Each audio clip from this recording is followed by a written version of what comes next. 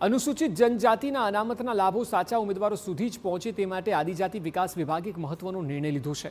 છેલ્લા કેટલાક સમયથી બોગસ આદિવાસી પ્રમાણપત્રો મેળવવાના કિસ્સાઓ પ્રકાશમાં આવ્યા બાદ સરકારે સર્ટિફિકેટની ખરાઈ માટેની પ્રક્રિયા સખત બનાવી છે। હવેથી માત્ર જાતિનું પ્રમાણપત્ર હોવું પૂરતું નથી, પરંતુ વિભાગીય વિશ્લેષણ સમિતિ સમક્ષ તેની ખરાઈ કરાવીને માન્યતા પ્રમાણપત્ર મેળવવું ફરજિયાત રહેશે।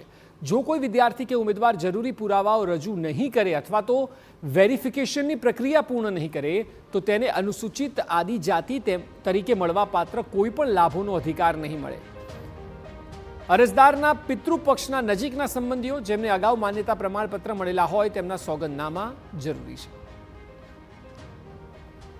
અરજદારે સર્ટિફિકેટ સાચું હોવાના દાવા સાથે સમિતિ સમક્ષ સોગંદનામું રજૂ કરવાનું રહેશે।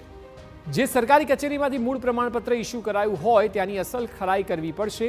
જો અરજદારના પિતા સરકારી નોકરીમાં હોય તો તેમની સર્વિસ બુકના પ્રથમ પાનાની પ્રમાણિત નકલ રજૂ કરવી પડશે। પરદાદાથી શરૂ થતું વિગતવાર પેઢીનામું જાહેર કરવું પડશે।